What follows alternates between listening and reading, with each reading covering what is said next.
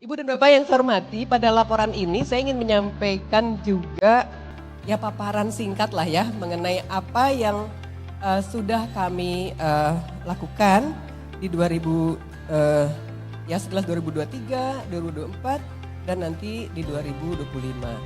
Lanjut. Nah ini ya Jawa Barat ini terpilih sebagai piloting ya Smart Province dan kami bersama dengan Provinsi DIY. Dan Alhamdulillah dengan didampingi oleh Prof. Haria dan kawan-kawan, kita itu menyusun master plan Smart Province ya bersama dengan seluruh kabupaten kota. Jadi memang kami bertemu dengan kabupaten kota itu sering banget ya. Banyak sekali kegiatan yang memang melibatkan teman-teman semua.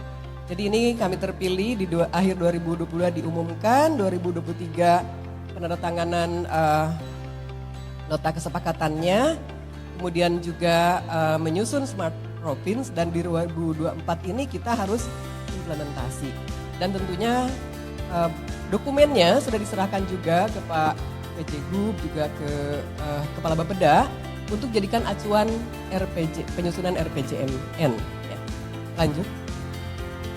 Ini kenapa master plan ini penting, tentunya ini memastikan arah pembangunan Smart Province ya yang disertai dengan berbagai inovasi, pemanfaatan teknologi yang sesuai dengan kebutuhan masyarakat. Kemudian juga tidak bisa berdiri sendiri, tetapi juga harus berkolaborasi dengan semua kabupaten kota. Dan juga ekosistemnya juga harus terbangun antara provinsi dengan kabupaten kota, dan juga ini sebagai bentuk koordinasi pembangunan ya di tingkat provinsi dan kabupaten kota. Saya kira saya beberapa kali sempat sampaikan bahwa nampaknya ada dua kata penting. Bagaimana how to adopt and then adapt. Itu kata Profesor Winardi ketika kami kuliah dulu, Bu. Beliau bilang, yang paling gampang memahami adalah bagaimana mengadopsi, kemudian mengadaptasikan. Diterjemahkan ATM ya. Tapi Bapak Ibu sekalian, kita mengadopsi sesuatu, tentu kita lihat, kita mau makan nasi goreng, tapi yang ada di meja kita ada macam-macam makanan. Yang kita pilih nasi goreng, bukan nasi yang macam-macam gitu, guli segala macam. Nah, memilih itulah bagian dari tugas kita untuk meyakini bahwa kita sudah on the right track.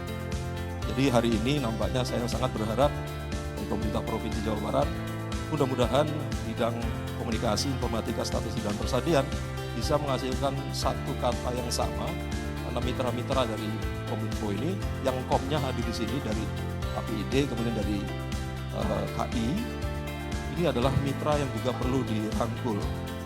Kalau semuanya bisa berjalan seiring, karena kita tidak mungkin sendiri, itu ada government, ada community, ada akademik, kemudian ada bisnis, dan ada media. Pentahelik itu bisa berjalan dengan baik kalau kita terbuka. Dan tidak ada tadi dinding-dinding pemisah dan ego sektoral.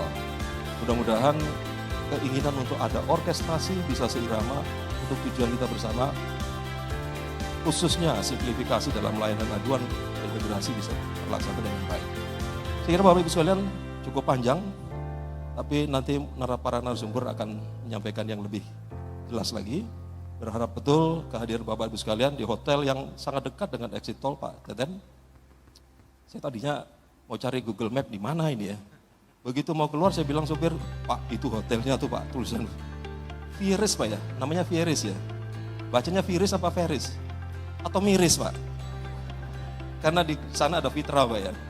Jadi Bapak Ibu sekalian, semoga kegiatan ini bisa berlangsung dengan lancar dan sukses dan menghasilkan sesuatu yang seperti yang diinginkan, karena ini adalah bahan untuk penyusunan program dan kegiatan tahun 2025. Mudah-mudahan juga sekaligus curhat Bapak Ibu dari kabupaten kota agar orkestrasi ini bisa, namanya orkestrasi Bapak Ibu, seperti irama yang harmonis.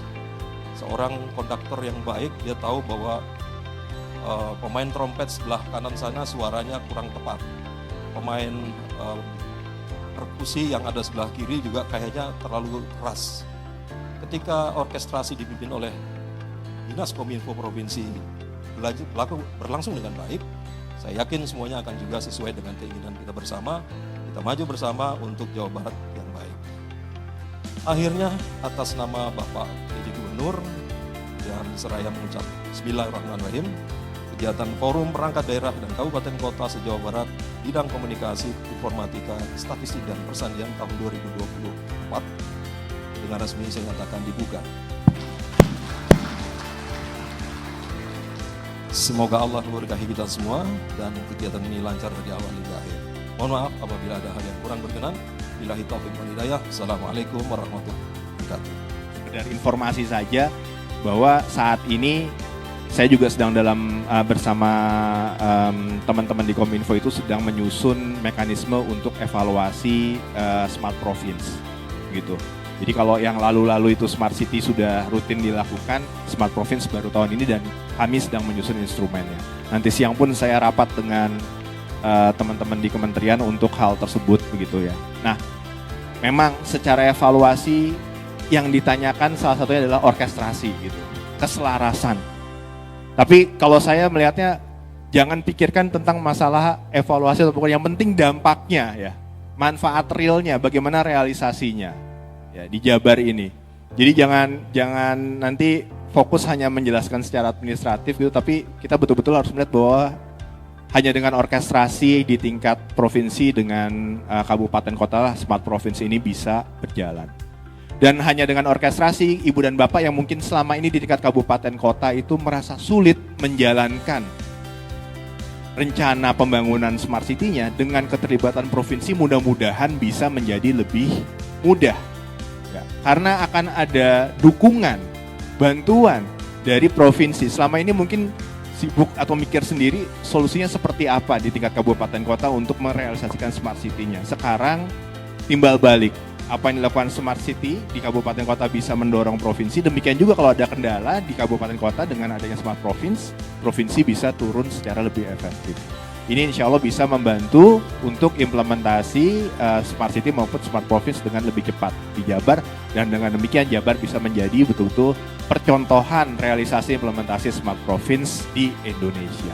Itu saja mungkin yang dapat saya sampaikan. Sekali lagi izin saya memberikan tepuk tangan untuk Ibu dan Bapak semua. Mudah-mudahan orkestrasi Smart Province dan Smart City Jabar ini berjalan dengan baik sesuai dengan rencana. Terima kasih. Wabillahi taufiq wal hidayah. Assalamualaikum warahmatullahi wabarakatuh. Baik, saya dari Bapeda tentunya tadi sudah dijelaskan, ingin menyampaikan seperti apa perencanaan pembangunan kita ke depan, terutama 2025 yang merupakan ada 3 tema di 2025 gitu ya.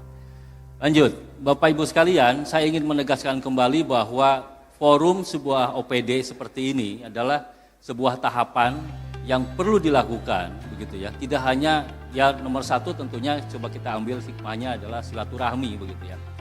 Tapi yang lebih penting lagi adalah bagaimana secara substansif kita menyiapkan ke depan. Terutama adalah forum yang tahun ini, begitu ya. Kenapa? Karena untuk forum 2024 menyongsong 2025 ini, begitu, satu hal yang sangat penting. Ya. Jadi ini ringkasan masalah atau pentingnya sebuah forum OPD dalam rangka menyusun Renja, kemudian yang pada akhirnya nanti adalah RKPD 2025. Saya yakin tadi ada dari Bapeda juga, ini menyusun juga untuk di kabupaten kota begitu, seperti itu. Baik, lanjut.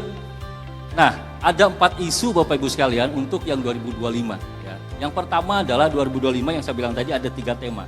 Akhir dari RPD 2024-2026, terutama kabupaten kota yang PJ. Gitu. Jadi ini harus sinkron dengan satu adalah RPJMD 2025-2030 yang akan dikawal oleh Bupati Wali Kota terpilih nanti. Jangan sampai nanti yang kita susun di RPD, kemudian nanti diwarnai oleh visi misi Bupati Wali Kota terpilih, nyambung. Saya kira demikian. Dan yang ketiga adalah awal dari RPJP 2025-2045 yang 20 tahun ke depan. Dan saya pikir Smart City atau event tadi apa sebelumnya, itu adalah jangka panjang memang harus kita lakukan, harus kita persiapkan. Ya, tidak bisa seperti membalikan telapak tangan, gitu.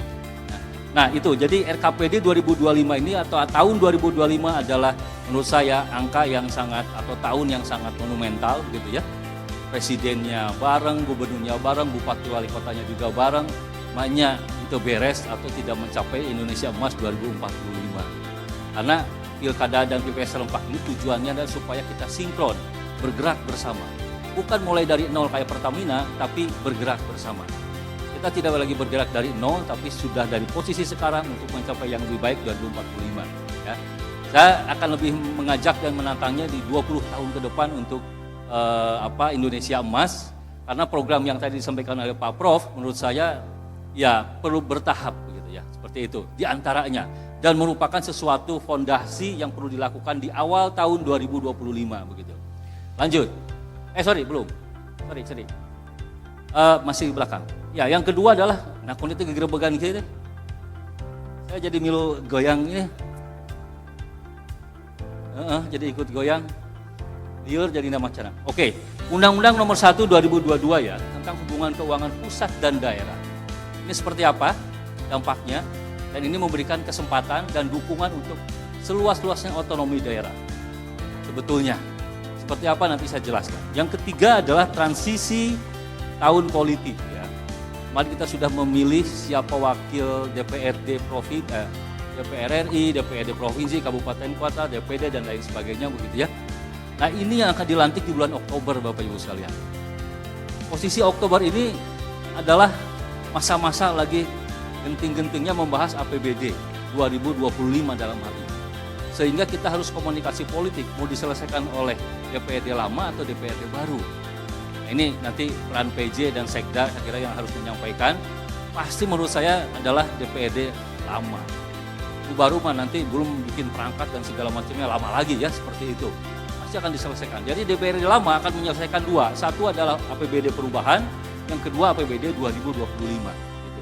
Ya, ini masa transisi tahun ini memang sangat krusial, terutama teman-teman Bapeda ya, sing sabar tawakal istiqomah dalam tahun ini. Kita harus menyusun RPJP 20 tahun, menyusun RPJMD teknokratis yang akan diminta oleh KPU ya, bulan Juni untuk bahan debatnya calon bupati wali kota dan segala macamnya, dan harus diterjemahkan dalam program dan kegiatan begitu. Kemudian RKPD juga harus segera dibuat, gitu ya. Kemudian yang keempat, pertumbuhan ekonomi yang berkualitas.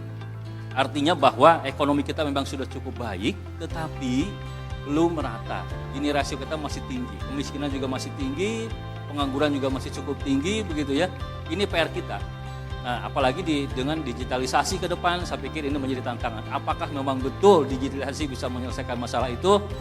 Saya ada berita bahwa sekarang sudah beberapa juta pegawai Gojek ya sudah keluar dari Gojeknya.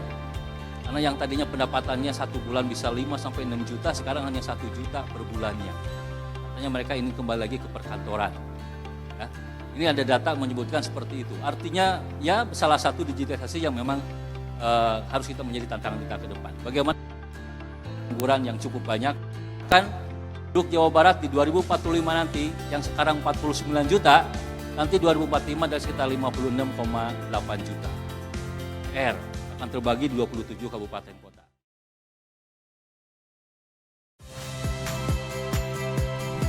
Saya Agin Fridianto. Saksikan terus program-program Kompas TV melalui siaran digital, pay TV, dan media streaming lain. Kompas TV, independen, terpercaya.